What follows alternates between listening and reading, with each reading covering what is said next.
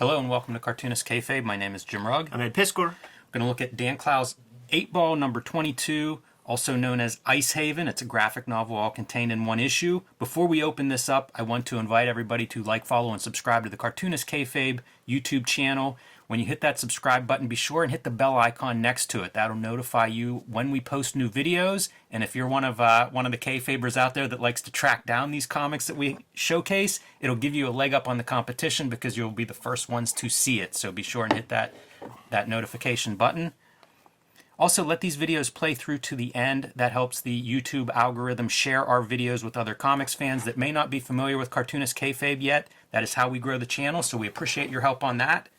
And now, let's get into one of my favorite comics, Ed. One of, in my opinion, greatest comics I've ever read. And first thing I'm going to do is tell you about this Ice Haven Pantheon edition. Yeah. This is a collection of the comic book reformatted a little bit to fit this kind of horizontal landscape version.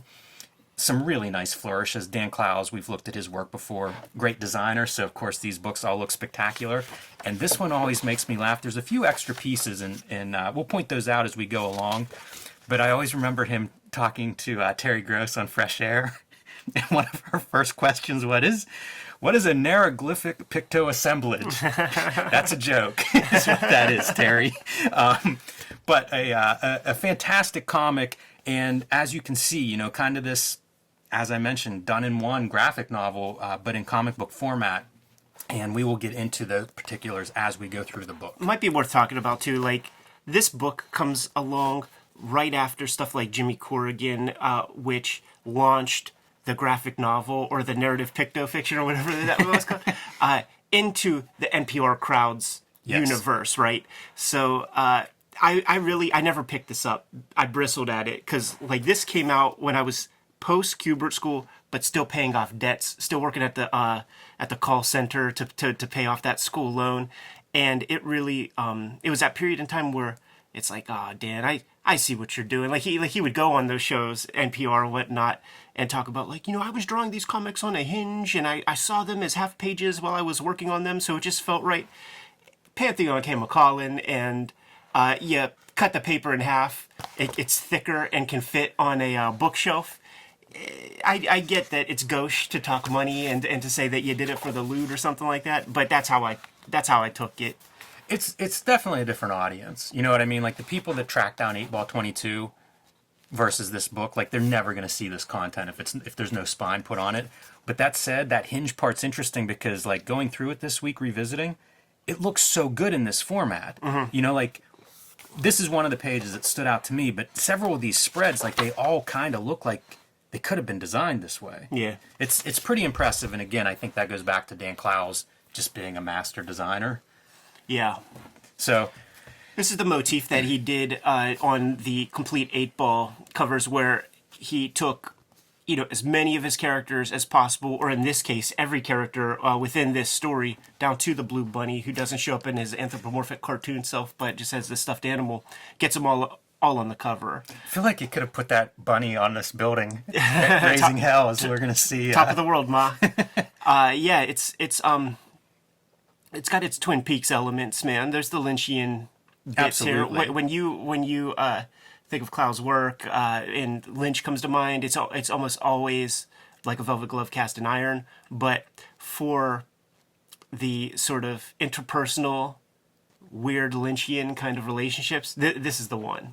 Yeah, for sure. Might as well be the log lady right there. Hey, you know what? Let me see this one more time.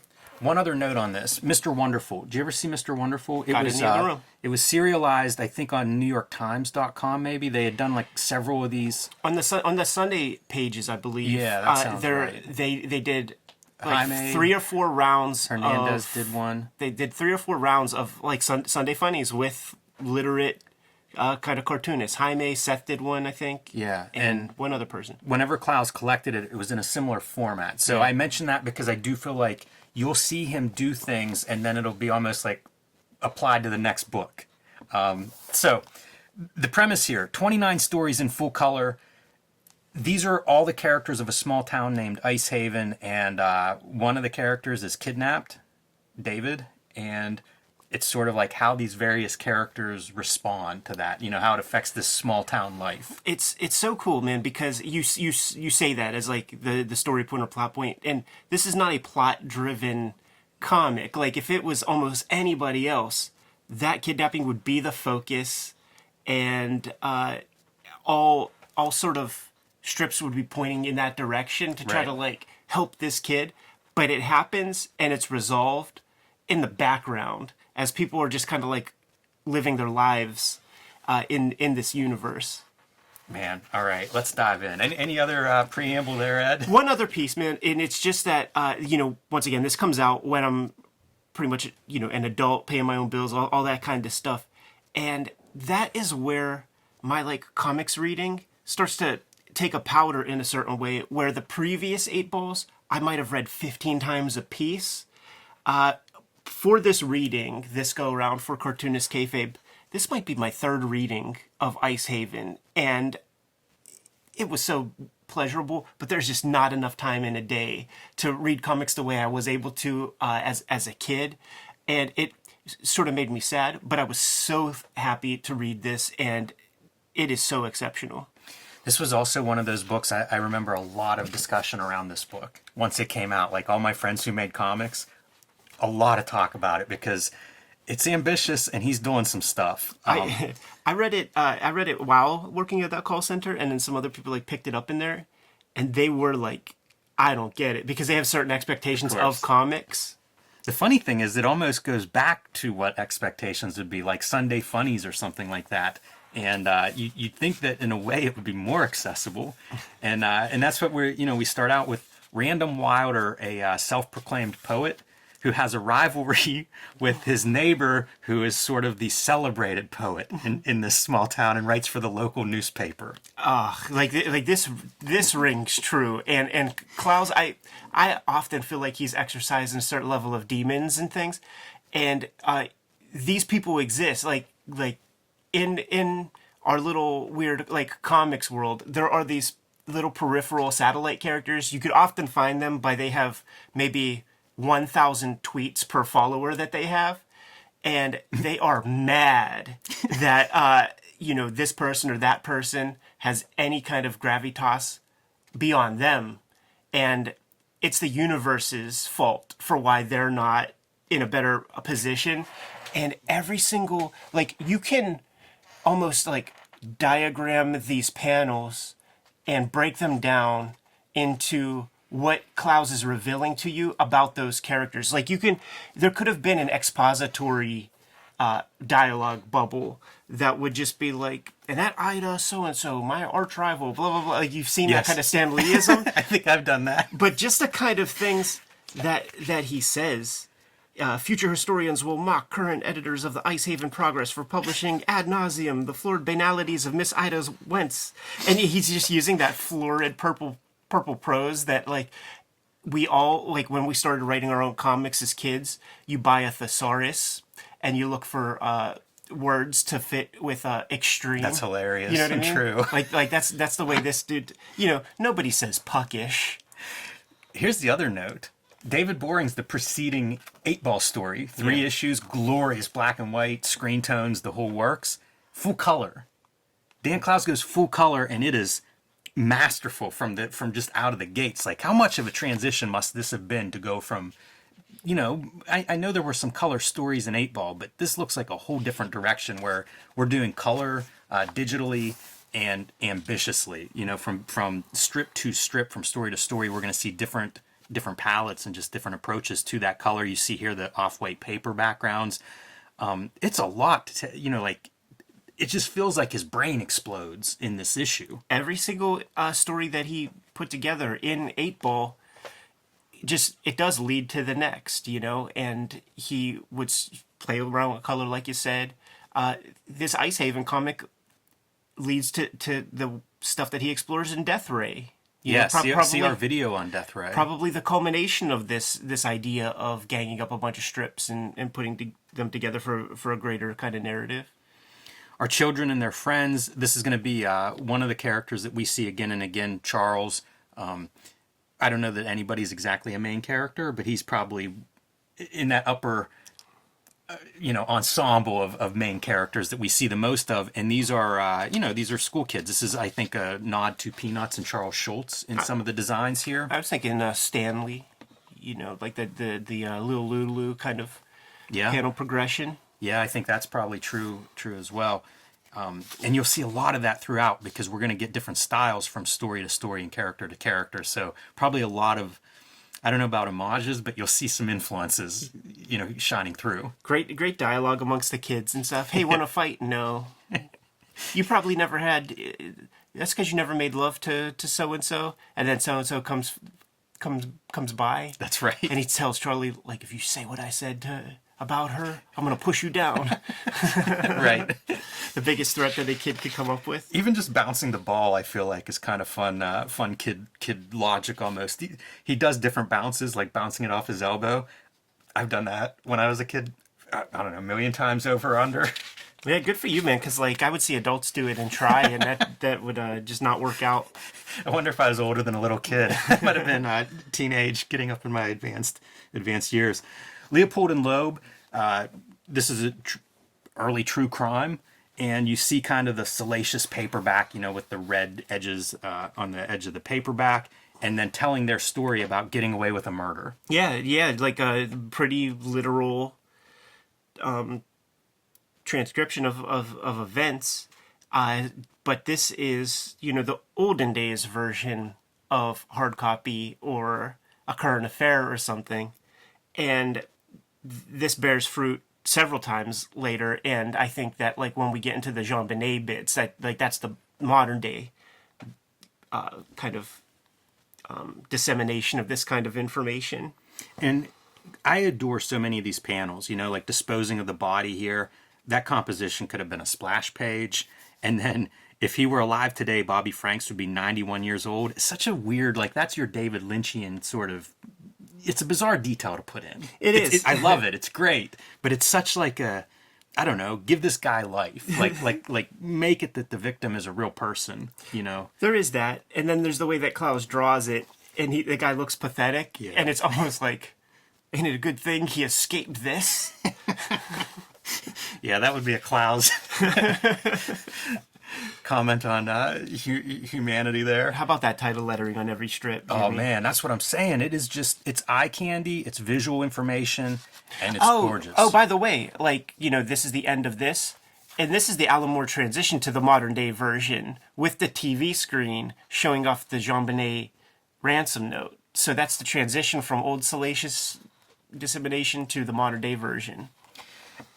Do we spoil things? Yeah, fuck it. This is a 20-year-old comic. So Wilder is our kidnapper.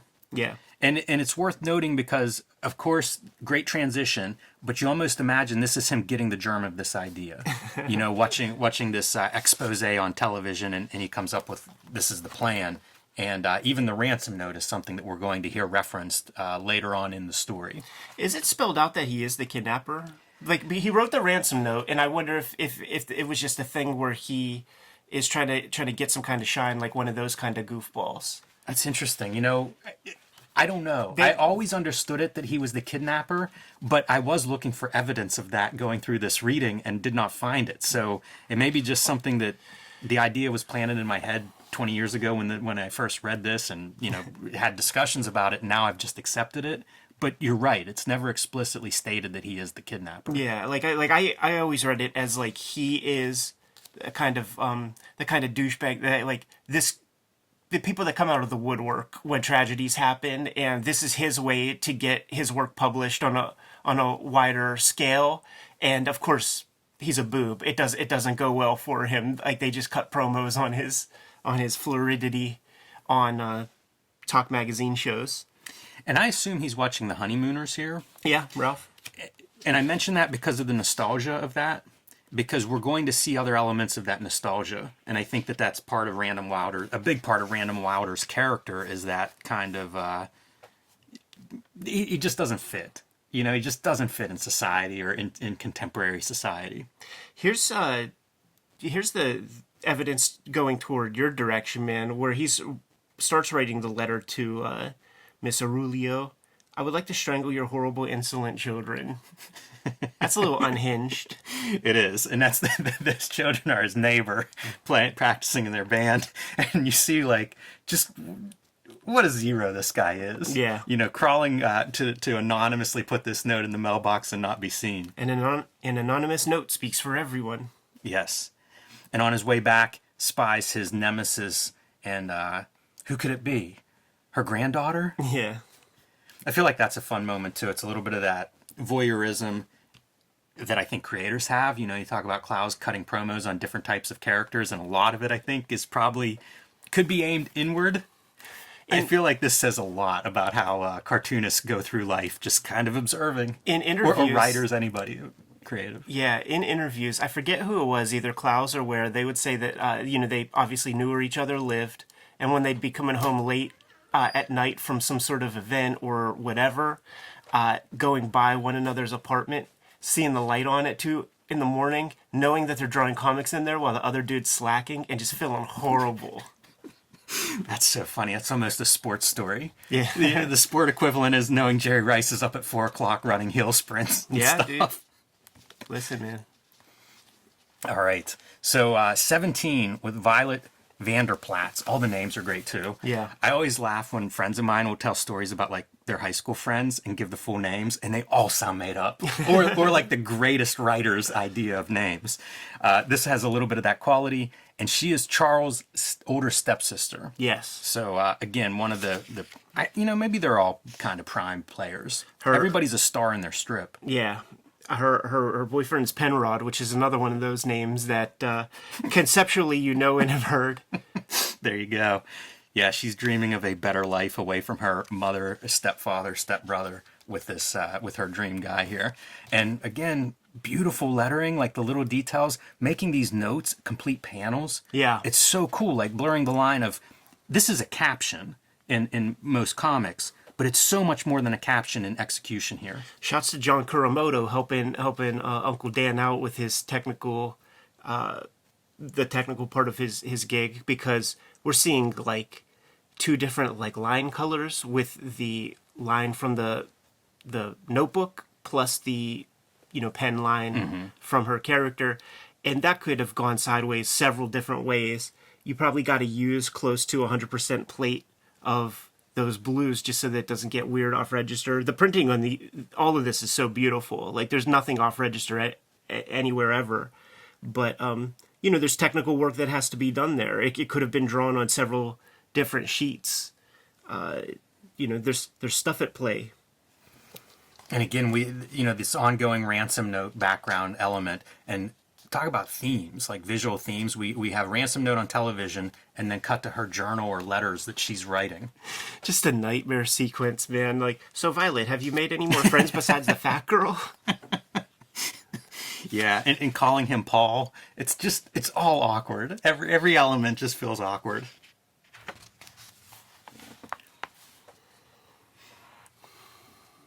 The little glory hole is probably like the thing that you remember most from this comic, and then the next day she's just like imagining her fucking asshole stepdad like peeping on her, and then to see like this panel through the glory hole is that's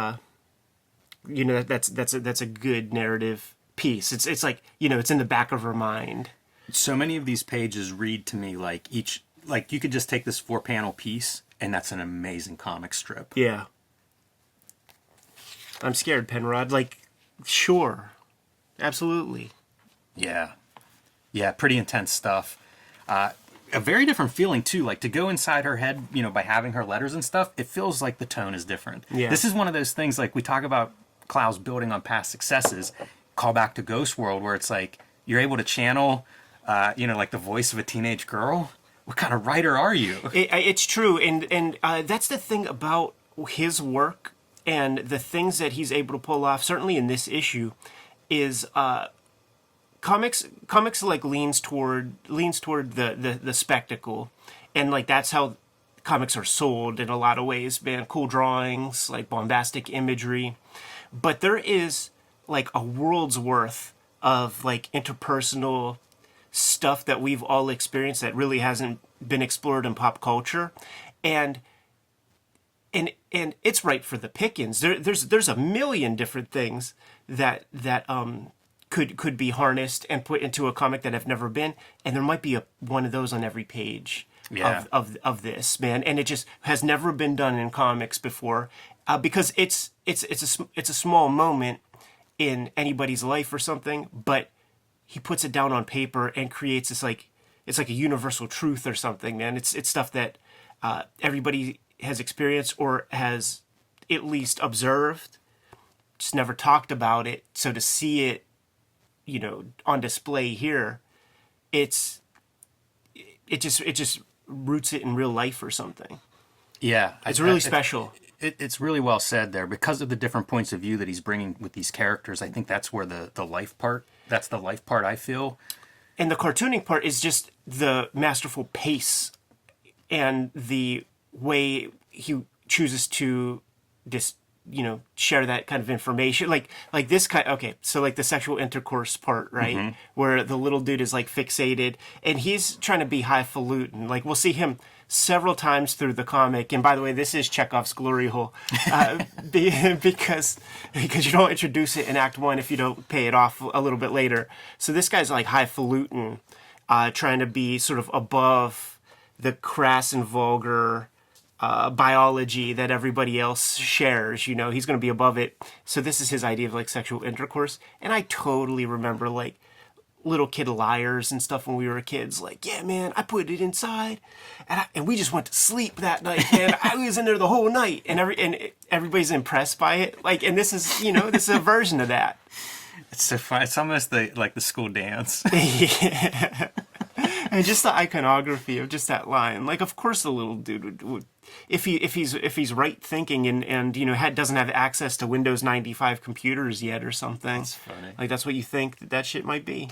And we finally see our Icehaven Progress newspaper with the big announcement that David Goldberg is missing. Kid should have been tossed down the well just for wearing that kind of mohair shirt. What is that, man? That's true. That's a good observation. And you can see Charles is imagining his buddy. This is almost the sidekick in Death Ray. It is. Yeah, it's totally that relationship. And this is where the Leopold and Loeb book kind of comes into play, because his brain is immediately going to that place where this kid gives him this book about Leopold and Loeb, talks about how it's like the perfect crime and shit. And then, this goofball shows back up with his Mo Howard part to his hair. He just automatically assumes that the boy dispatched of Dave Goldberg, and homeboy corroborates it. Yeah, and lets out that his dad's a cop, and he said it's a perfect crime. Yeah. Man.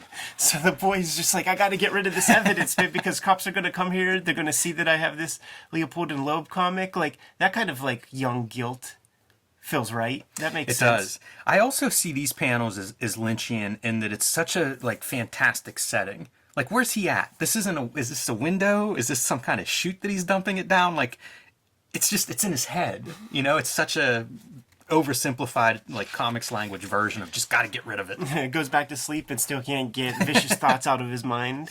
Yeah. It's so funny to imagining his dad as like, you've got this book, therefore you must be guilty. So here's a new bit. I actually have never read it. Like, now I'm going to have to go get Icehaven because I didn't realize that there was actual fresh comics. Like, I know that there was like little silent pieces here and there. Yeah, there's a couple of these spreads. Maybe there's at least one other one that I'm aware of in here. Cartoonist Kayfabe is sponsored by the comic books Ed Piskor and I make. If you want to support Cartoonist Kayfabe, pick up our comics and books wherever you buy them. Starting with Red Room, the Antisocial Network, Season 1 of Ed's Murder on the Dark Web for Fun and Profit. Trigger warning, Season 2 is now in stores everywhere. This is issue number 1. Issue 2 also available. Issue 3 coming next month. And available wherever you buy comics, except for banned in 7 comic stores. Hopefully that number's not rising, but you never know. Well, you know what? The cool thing about it rising is that the bigger comic shops heard about that stuff, tripled their orders, man. Nice. WYSIWYG, A History of Computer Hacking. X-Men Grand Design, the Grand Design that started them all, including Hulk Grand Design. Can't wait 3 oversized volumes of this available. can't wait to see what your cover looks like when you put yours together, Jimmy. And Hip Hop Family Tree, a history of hip hop, available in 4 treasury-sized editions or 2 beautiful box sets. You can pick up my latest book wherever comics are sold, Hulk Grand Design Monster. This is in comic shops everywhere now, with some beautiful variant covers, a retelling of the 60-year history of the Incredible Hulk, and coming in April, Hulk Grand Design Madness, with also some beautiful cover choices here by Ed McGuinness and Jeff Darrow, as well as my cover. Again, the 60-year history of the Hulk distilled down into 2 very dense, oversized issues. Plain Jane's, the first young adult comic graphic novel here in America by Cecil Castellucci and me. And Street Angel, Deadliest Girl Alive, which just went out of print from Image Comics, Ed. If you guys at home see Street Angel, Deadliest Girl Alive on your comic shop shelves, pick it up because it is no longer available for order. But the original Street Angel hardcover, oversized, these are kind of like director's cuts, almost like artist editions. I think they're the nicest books ever designed. These are all still available from the publisher. You can get them wherever books are bought and sold. And now back to our regular scheduled programming. I feel like this is around the era of the famous Ivan Brunetti Comics Journal interview, where he made the statement that shot across the world, man, that 22 panels that always work by way of Wally Wood are 22 panels that don't always work. It isn't what you're supposed to do. It's what you do if you're given a whole bunch of text from Al Feldstein and you have to make these little squares interesting for yourself. And Brunetti's thesis is simplification. Ernie Bushmiller, his top dog, iconography. Keep it simple, stupid. Keep your characters the same height. Don't give in to just like all the camera angles and that kind of nonsense. Yeah, I remember from that interview that idea of the characters being the same size is it creates animation across your panels. Yeah, and he would create his strip, like his backgrounds and stuff, like on like one long kind of almost like a scroll of like the landscape or the panorama of the inside of a house, and then just copy and paste, or like, just move it and lightbox it the parts that you need. Yeah, right. Because you're keeping the same camera angle also. It's a really good call for this particular strip, or this spread, because you see it in both of these strips, Paula and the Leopold and Loeb. Yeah. That idea of like same size and kind of expressions and body language being the main focus, because you're not going crazy with camera angles. Yeah, and it's the thing, like, Miller would talk about it, like in the Eisner Miller book, like how do you stop a reader in his tracks? Like, how do you control the pace? And he would talk about the kind of vulgar ways of doing that, pile on dialogue, pile on detail. But he says the sweet spot would be to just kind of dazzle people and keep them wanting to sort of observe. And he would cite things like Calvin and Hobbes. These strips kind of do that. Yeah, it's very funny watching Charles's face as Paula's like describing, for his sake, I hope he's dead. It just gets worse, like each panel of what she says, and you see Charles becoming more and more agitated as he's listening to it. Very subtle. Vita and her grandmother. So this is the granddaughter that Random had come across walking home that night after his anonymous letter to the neighbor and spying this young lady in his rival's house. She is also an aspiring writer. So we are once again now going through another character's kind of point of view and reading her words about her zine, which she hopes to publish weekly, which is pretty fun and makes a lot of sense to... I think I might have got this at Mocha, or at least had a lot of conversations about it there, and it feels like this is just, you're just feeding that crowd. Oh, totally. Yeah, absolutely, man. Like, certainly at this point in time, after I quit that call center, yada, yada, I was a zinester, and I was giving books to different shops and cataloging Pete's them. Books. Yeah. You get it. It's a perfect title, right? Might as well be Copacetic Comics. And keeping track for consignment purposes. So she falls for Random Wilder's poetry, is what we have here, and becomes this huge fan. You watch her now turning that voyeuristic lens around on him and following him around. And this is one of the things that people would cite when they were trying to decipher this comic as to Random Wilder being the kidnapper, is he's going into the basement. Why is he doing that? And he's taking a bag of food into the basement. Right. So that's one of our clues. Mr. and Mrs. Ames, Detectives for Hire. This strip, there is a half-hour documentary video that I think the some British producer made, I believe, where they're following Clowes around. It's called something in Paranoia. Yeah. And it's real cool. They get like the super tiny camera that they put on the tip of his ink brush, and you see the ink lines coming out of his brush. Like, it's very captivating. But he reads some of the Mr. and Mrs. Ames stuff and kind of breaks down what he's getting across with the characters after he reads some of the dialogue. Like, I totally recommend checking that out. And in a certain way, to me, it's what I had in mind with the channel whenever we like start breaking stuff down and talk about it a little bit further, because I wanted to hear every single word he had to say about every single panel. You know, it was just such a tease. Yeah, it's a wonder there's not more of that, but I can also understand cartoonists not wanting to go that that explicit on what what their intentions are with these panels. This is fun because as a fan of like crime fiction and noir, you get a little bit of that with anytime you have a detective show up, and you get to see, of course, Clowes is not going to do anything that is your cliche stereotype or trope, but you still have a little bit of sense of that. You know, this is almost a different version of Random Wilder, where the neighbor's making noise through the wall of the hotel they're staying in, and what does that result in? Gun to the face of the neighbor. Right down over here. These people have almost Mr. and Mrs. Ames have almost nothing in common. Yes. So it begins with like getting different kinds of food, and this is Chekhov's dining experience or something, man, because they establish, you know, she likes a certain kind of food, he doesn't, so they have to go to where he likes, and there's payoff to that also. Man, I had coworkers like this when I had my day job. It was just when it would be time for you guys to go to lunch together or something? Not only that, like they were at my wedding, and his wife ordered some kind of drink, I forget what, and he came back with a totally different drink. And of course, my cartoonist friends that were around observed that whole thing and had to relay it to me. But yeah, it's great, and that disconnect is solid every time we see them, which is amazing because we don't see that much, but we're going to learn a lot about their relationship in just a couple of pages. Yeah, and especially that last piece, man. Like, this would be absolutely unbearable. Like, this guy's delusional. Yes, and he's fully cucked out too, man. Like, just he can't. There's a Nabokov book, and Nabokov comes up a lot in Clowes interviews and stuff. I forget what it's called, but it's a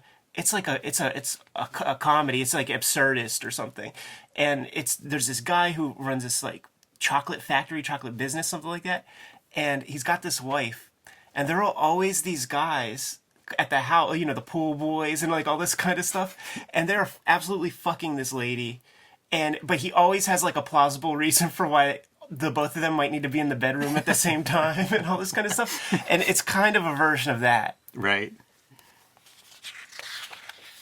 Now we have Charles with his little neighbor buddy George, and George's stuffed rabbit friend. Yeah. It's funny to see, you know, like this is kind of that classic newspaper strip idea too, where like the kids are at different levels of maturity. So you have like one kid who's 8 giving advice to the 6-year-old.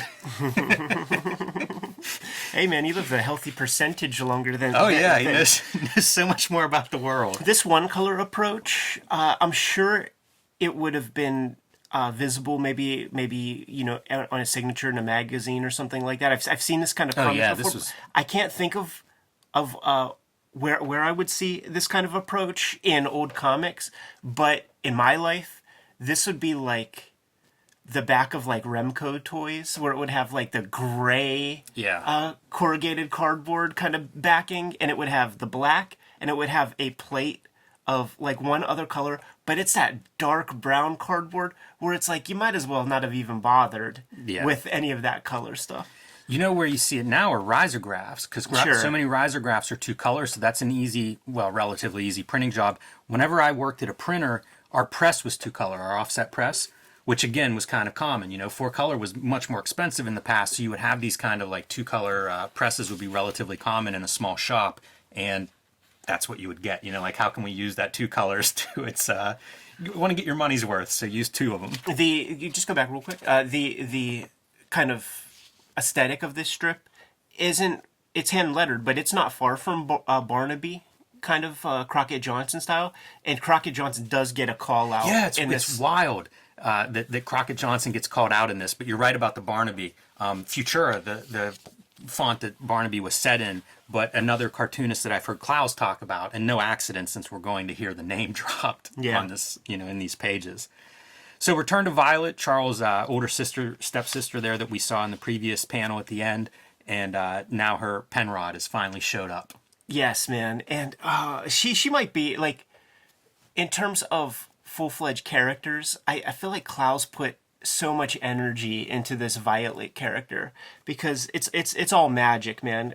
From the part where she's, teenage girl, so obviously she's going to get to that place where she's lying to her folks now about going here or going there. I expect you to be home by 3:30. No, Mom, I have French club.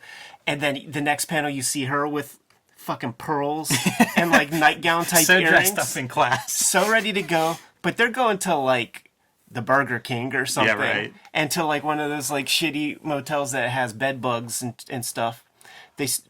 She's never, she's so in love with this Penrod character. Still have never consummated the relationship. But at this point, man, she's ready to go, man. She's like, fuck it. But she has certain insecurity. And this, I feel like this rings true, man. Like, when you're a kid, the first time you're naked in front of somebody, it's kind of a big deal.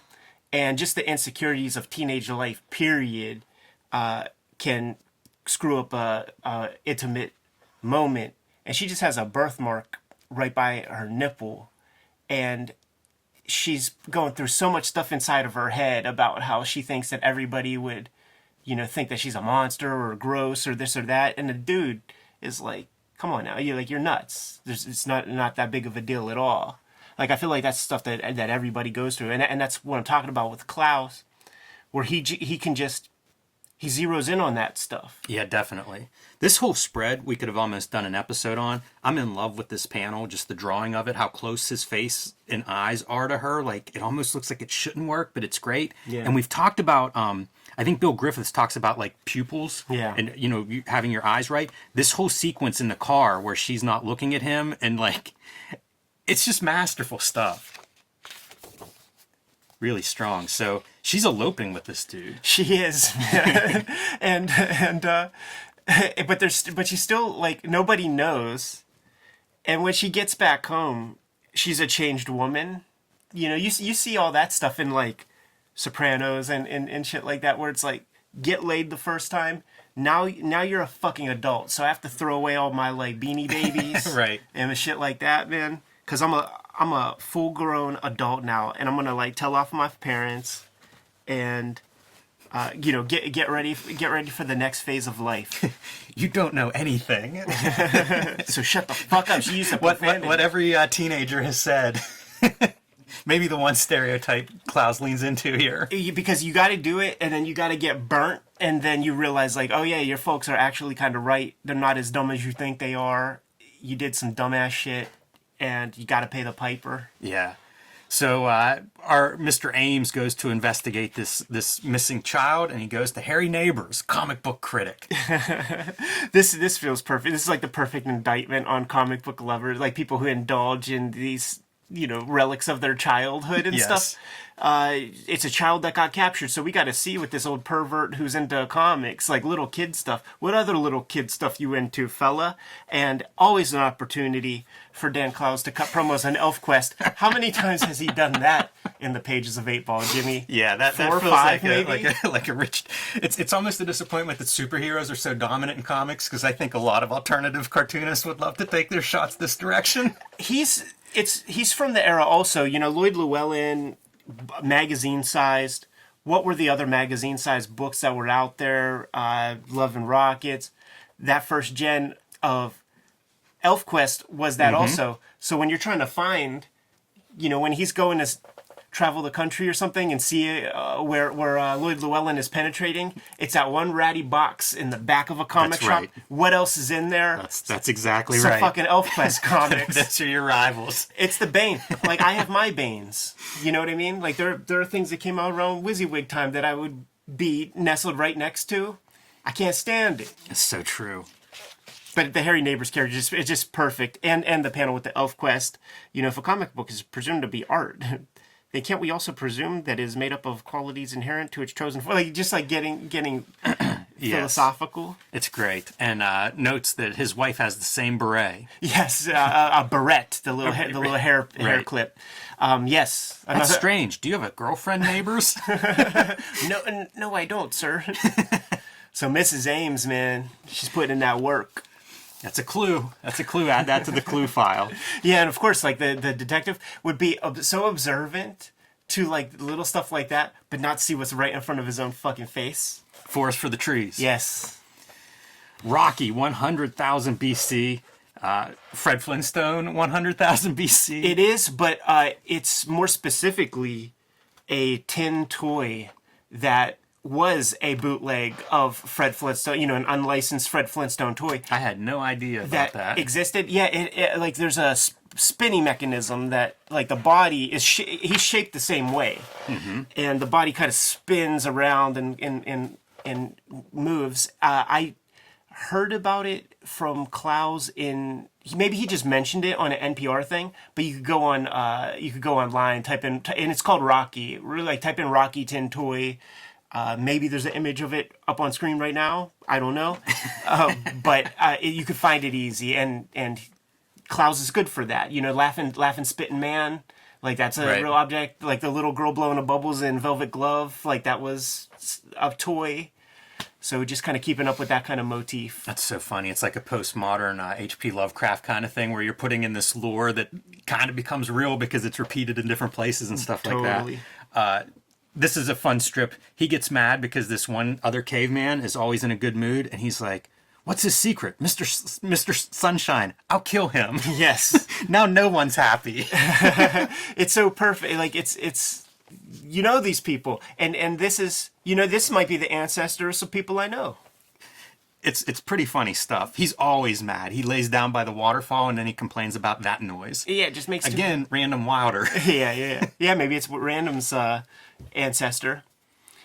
And of course, the connective tissue is like he's inhabiting the same space. So we're going Richard McGuire here, yes. Right? Here, no pun intended. I can only hear the pun. Yeah, I know.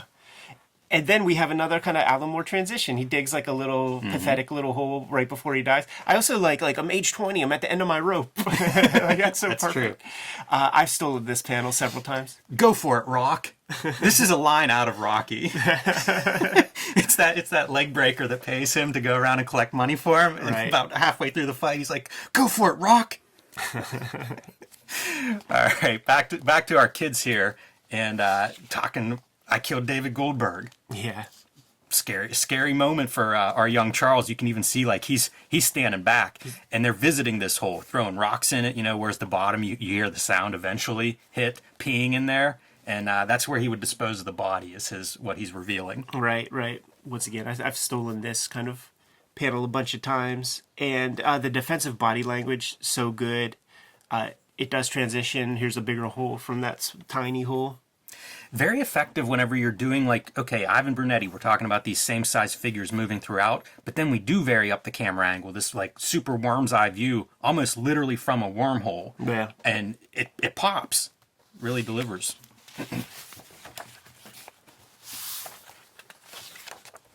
Our aspiring writer and our unappreciated writer meeting in the streets. She gives him his work, or her work, her latest zine, kind of an appreciation of him, and he throws it aside, doesn't even look at it. Right. This feels, again, every small press show that I would ever do in my younger days, and then you meet that cartoonist you look up to and hand him your work. This is probably where it ends up. Yeah. Most of the time. Yeah. Unless it's John Byrne and then he hands it back to me. And his life of, he's got to get back to writing, but instead what's he do? Some yard work needs done, eating, going to bed early, cleaning out screens, no writing. This is another piece of like the zinester who can't transition into like the bigger kind of cartooning career or whatever. It's like they know all the steps required, but life always gets in the way. There's always a reason why they can't pursue it, do this, do that. I like this thing too. We see him laying here talking about my life is fading away, which in some ways, call back to Rocky. But also we see Charles in this pose a lot. We see Violet in this pose a lot. Very obvious. Everybody goes to bed at night or at some point and lays there and thinks and kind of contemplates. But it gives it this nice kind of rhythm throughout the story where we keep seeing these different characters and moments of reflection. And it's self-delusional reflection. As soon as I finish this, I'll go straight to the library, cut to the next panel, and this is another day. Yes. This is another day that this guy is not pursuing his goals and making excuses for why he can't accomplish the things he wants to. Tomorrow I've got to go to the library. Next day, Temptation Island. and by the way, this rings so true. Once again, Yes. moment in time, like when this stuff comes out, like I'm at that call center and just slowly developing my chops, but really being zapped for the day and not making any real good comics. Dear God, can a week have gone by already when I finally quit the gig and was like, I'm fully pursuing comics as a career, yada yada. There was a week that went by pretty quickly where I'm just like still hanging out with the same people, doing this kind of same routine that I've been doing. And a week went by really fast and I didn't move forward with making very much comics or something. And right then, full stop, chilling on the video games, chilling on frivolous parties and shit like that. Got to put the nose to that grindstone, man, and get busy. It's the human observation that I connect to the most in Clowes' work. Because, that shit rings true. Yeah. It hurts to admit it sometimes, but also, you see these things that are unflattering, and you see them in yourself. Mm-hmm. Those are good moments, in a way. Maybe wake-up calls. This clerk at the stationery store, this is kind of fun, too. Again, keeping with this idea of, imagine a Sunday page where all the comics are connected to each other. So we've got, one panel, one line strips. Yeah. Like that classic kind of 4-panel, 3-panel kind of gags. He'll do that bit, 20th Century 8-Ball comes out around this time also. Yeah. And the extra material that he would put in there would be this kind of thing. Like there's the Wallywood strip, and then there's the one called Tits, where just everybody says tits. Yeah, he would do this sometimes in letters pages, almost like filler space. Yeah, good stuff. Just kind of picking up little notes here and there. One of them is his wife wants to go out to a fancy dinner, and he's like, I hate asparagus. Yeah, she wants asparagus as part of her gimmicks, and then goes to Officer Kaufman, who we've established earlier, and then he goes, oh, my wife has the same underwear. Pretty obvious there. We're really getting into some territory, man. That's like willful ignorance or something on his part. Yeah, more self-delusion. Almost all of these characters, Violet with her husband, little Charlie with his sort of pretentiousness against humanity, but being a fucking little pervert. And this is his sexual frustration of Violet moving into his house and not being able to do anything about it and beating the shit out of this rabbit, this stuffed rabbit. Yeah. Traumatizing his poor little neighbor. Great cartooning on that neighbor. When he starts seeing the violence towards his little guy. Yeah, it's real fun. His circle, those blank eyes come to life. Yeah. It's great. And again, Charles, poor George, so innocent. 6-year-old little George just has no idea what the future holds. It's great, man. It's like Phoebe Cates with Jennifer Jason Leigh in Fast Times at Ridgemont High, where she's the one giving the younger kid tips because she has a 25-year-old boyfriend, and then when the question is asked to Phoebe Cates, who's supposed to be the more senior of the more experienced, have you ever had orgasms? I think so. You know what I mean? Right. Blue Bunny. This is a fun strip too, I think, because it's one of those first time reading this, I was like, what is going on? Yeah. Where did we make a turn? And of course, it's George's imaginary, stuffed rabbit. Yeah, but it's this is the one strip that just seems like it's the for fun strip, because it's the little bunny, but it's the one piece that really doesn't add to the rest of the world. But listening to the Aaron Sorkin master classes, he would talk about how jealous he was of the Coen brothers, because in every single film there's one scene that can be taken out, doesn't need to be in there, but it's a scene that makes it a Coen Brothers movie doesn't necessarily drive the narrative forward in any exceptional way. So I think of this as like the Coen Brothers scene, where it's awesome. Fucking love the strip, man. Top of the world mom, little Jimmy Cagney. But it doesn't fit tidily into everything else. Yeah, and you know, this is like the poet and her granddaughter, right? From the beginning. Yeah. They certainly look like those two characters anyway, so... And we see our officer that, I'm going to call him Stube, Charles' little friend, and his dad, the police officer. Yeah. So, like, you see these characters that are in here interacting in a way, and it kind of makes me wonder, like, is this Random Wilder's, you know, not an alter ego exactly, but say his id. Right, sure. Because, you know, we cut from here to Random Wilder. Mm-hmm. So... But not in Icehaven. And we have another new strip that you'll have to fill us in on that because I did not read this. This is Kim Lee. This is the convenience store guy who we see like one page or one strip of here. Now it's blown up into like a full-on strip with this character. And I don't know about these expanded sequences in terms of story. I don't know that it changes the story all that much. If anything, it just probably fleshes out Icehaven and some of the regular characters that are around Icehaven. So that's kind of how I would classify this. A little added value, so you spend $18. Random Wilder finally grabs his neighbor's, his granddaughter's zine about him. I feel like you're bearing the lead a bit, even though it's called Toilet Time. We should know what's up. The dude gets home, got to make a BM. Yes, can't hold out much longer. This is one of those things that you know, this days of yore, before the smartphone or whatever, like people might shuffle around looking for some new stuff to read while they're doing the work. He's going through everything. I'd settle for a gardening catalog that I haven't read, and happens upon her zine, reads it, fucking have an existential crisis, is like, this is amazing, I'm a fraud, I'm a phony. I'm no artist, I've wasted my life. I can't bear to have it in the house. Yeah, it's great. It's great. Throws it away. How many people read this book, Dan, and felt that way about their Cartoonist? Oh, this is interesting. Playing along, like, inverting the panel kind of like lettering by making the title stuff the color rather than... That is interesting to me because it feels like such a small detail. Like something bothered him with this when he was like, you know what, the next version, I'm not going to do it that way. You know how it goes. I do. Let's take a look at that whole grand design book when it comes out and make those same claims. Man, I was going through it last night and being like, I might redraw this one page. You know, that's a slippery slope. So this is little Charles's fantasies about how it could be possible for him to reconnect with Violet in a romantic way. And, of course, what would be required is the divorce of the parents. So he's preparing to gaslight his folks. How far should one go? How far should one individual go in pursuit of his own happiness? And he's reading Planting the Seeds of Divorce. It's like a reverse Parent Trap. So funny. He's also real funny when he imagines himself as an adult. You point to that one, but I point to this one because that there are cartoonists who have, like, baby heads, but have, like, adult bodies and shit.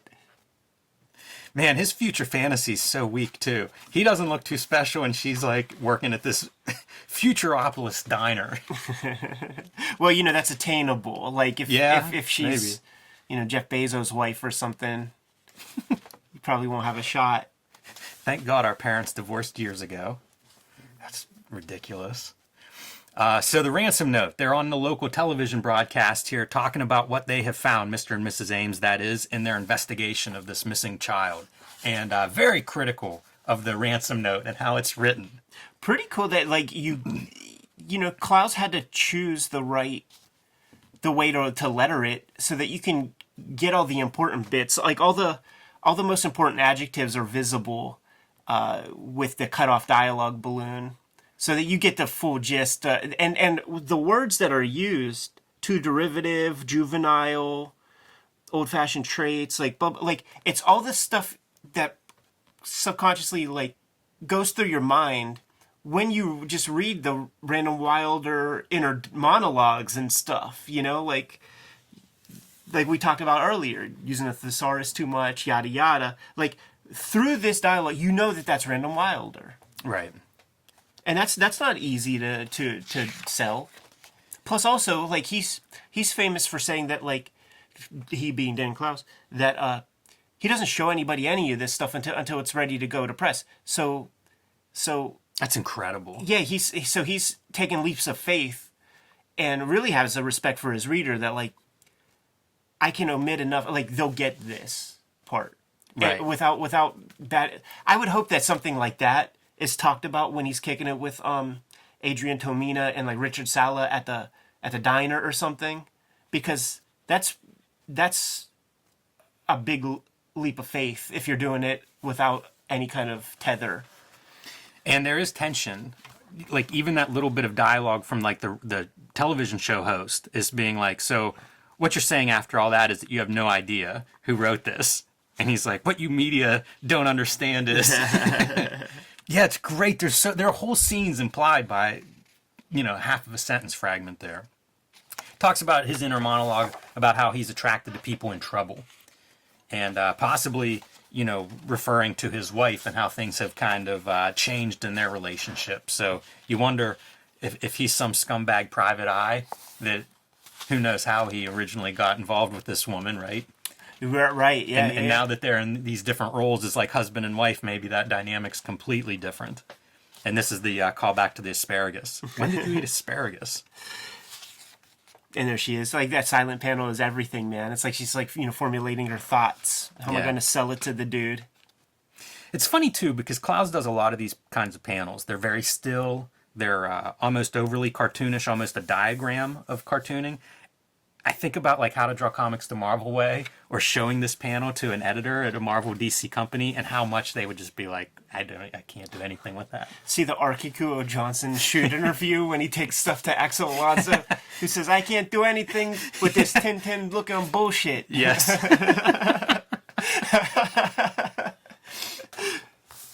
All right, man. Random Wilder, continuing his existential crisis, throws his writing in the toilet. Literally. It's the Alan Moore transition in a way, man. Like, he's watching the results of... Good call. I don't even think about it with these two face-to-face, and we cut to a man and woman face-to-face, and a response that you could imagine Mr. Ames throwing out. Sure, but he's also watching the tube. So, like, with all the stuff he's saying, like a derivative high schooler, like, he just finished watching a TV show.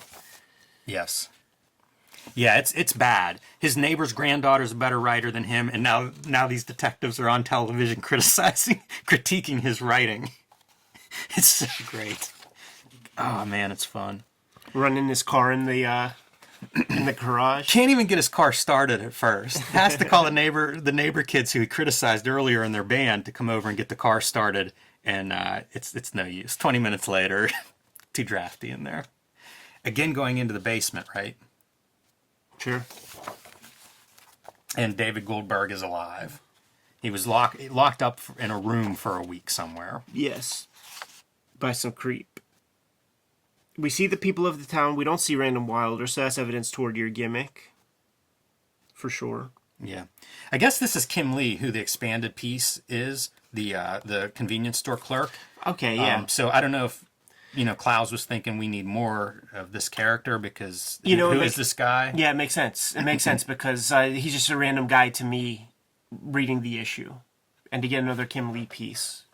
And fantasy, right? This is a fantasy panel. Probably visually noted because there's no border around it. The color palette's different. But this is just her and you can even see what she's wearing is different. Clearly it's fantasy. I can make the argument that that the entire piece is a fantasy. The fact that she wrote a happy ending for a tragedy of the town. That's interesting. Because what is that? This is Dr. Seuss or something. This is right after the Grinch. I've never read it that way, and now that makes me wonder. Do other characters acknowledge that Goldberg is found alive? Gotta read it again, man. Wow.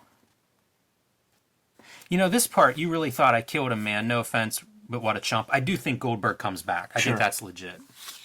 But yeah, this kind of the town joining in hands and singing, definitely fantasy, but it's such an oddball fantasy. I would guess this is just her imagination it would be positive. You know, the missing kid shows up intact and not damaged. I feel like that'd be a good feeling in town. So maybe that's what she's responding to there. Yeah. And Our Children Revisited, where we reveal who's actually using that peephole. Yes, and in the strip where he's beating up the bunny, he says something about his like unsavory something or other. Like he basically he calls to it somewhere. I am given solace only in furtive and unwholesome reverie, the purity of my passion distorted. Like that's what he's talking about. Yeah. Yeah, man. That's the other thing that's amazing with this book is like you can flip from page 25 to 33, and several places there are those things where it's like, you know, pages of going across strips, even crossing characters, but getting these callbacks, and almost like if you put this serial killer style, like I'm going to map this out on the wall with color thread, you could do that throughout this book. Yeah, you know what? Here's another part, and it might be worth mentioning. Now, this is pure conjecture. I have no idea Clowes' process with putting this book together. But this is post Ghost World the movie. You write a screenplay, that thing has to be written and rewritten per producer notes many times before it gets the green light. So he has the experience of writing and rewriting and rewriting. With that, at the very least, maybe he already explored that with comics work previous to that. But the tightness of this and the way stuff pays off many pages later leads me to believe that this thing got tightened and honed. Like he spent a lot of time at the computer in like writing this thing out before really putting pencil to paper on page one, strip one. Yeah, I can't imagine doing it any other way, but I would be curious to hear him talk about that, because I don't know that I've heard that part of his process for this particular book. And when I read interviews and he talks about process, he often talks about how like his process varies a lot from book to book. Exactly, yeah. But this feels so tight, I don't know how you do it without really mapping it out in detail. Yeah, giving it a lot of polish. There's also a lot of what feels like, I don't know, intuition, you know, with some of the details. So I don't know. I'd be curious to hear some of that from him. And it'd be weird too whenever we do finally talk to him, because it's like at this point over 20 years old. So what do you remember, Dan? Probably remembers all of it. You hear like athletes that are able to recall games, specifics. He's clean living. Yeah. So we're getting our resolution now from these various characters. Violet is you know, accepting that Penrod, that's not going to happen. That's not going to work. Turns out Penrod's a scumbag. Men are scum. Her mom's getting a divorce, so they're moving on. Poor Charles left behind. And this is one of the coolest pieces for me in this book. This is her trying to remember exactly what Penrod looks like.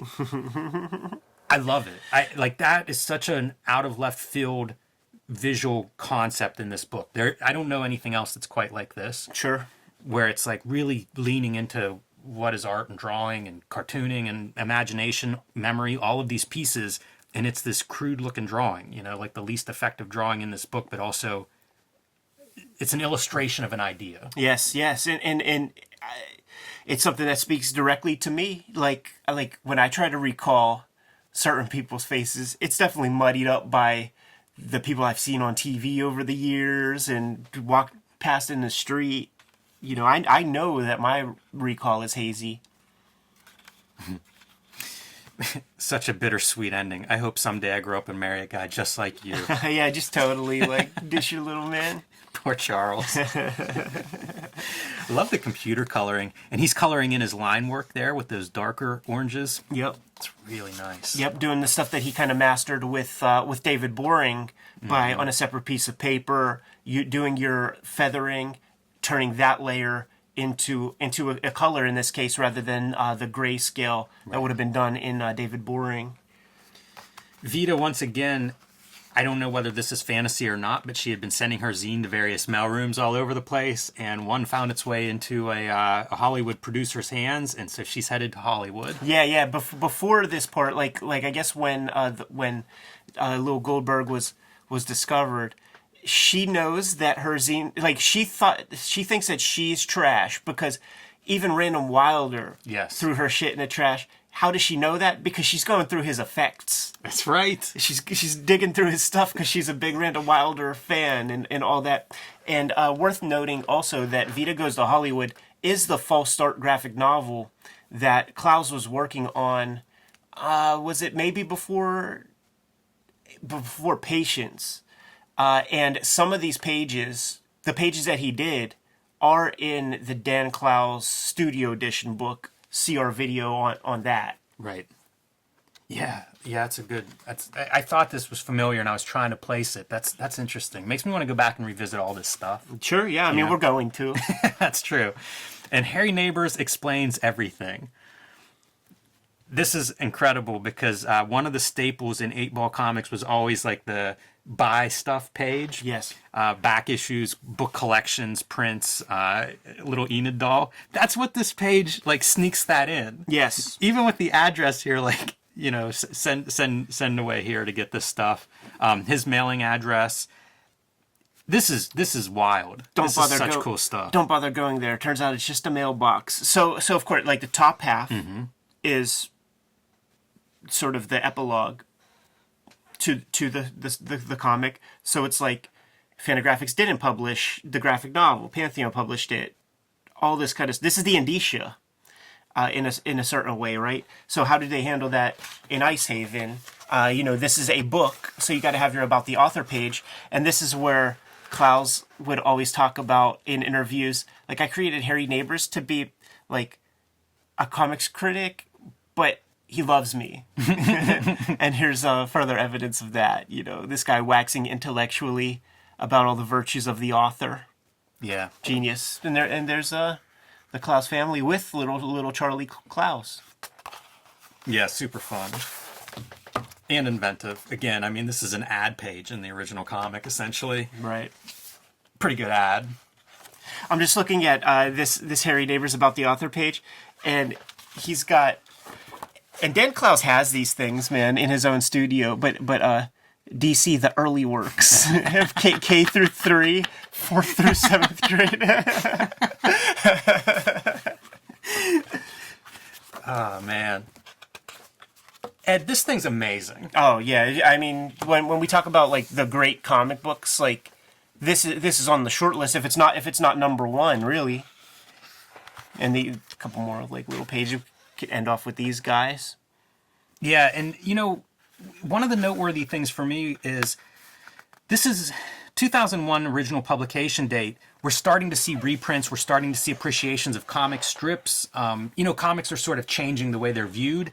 It's all in Icehaven. Yeah. Like, all that stuff informs Icehaven. Like, it's a big change from the previous issues of 8-Ball. And if you think of 8-Ball as a series, like the early issues, it's almost unrecognizable how far he evolves. Absolutely.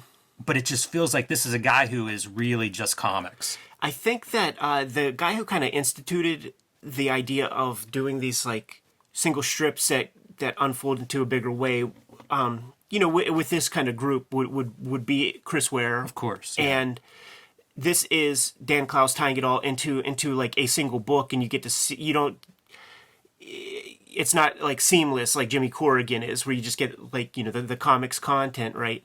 But this became kind of a trope for a little while. Oh, like when I started doing WYSIWYG like right after this, and started doing like those single strip kind of things. You think about the 2 or 3 Seth comics that he did in his sketchbooks and things that would be the single page kind of strip deals, and then Clowes continues to do that with Death Ray also, and even Wilson, really, like every strip is kind of like a single page strip.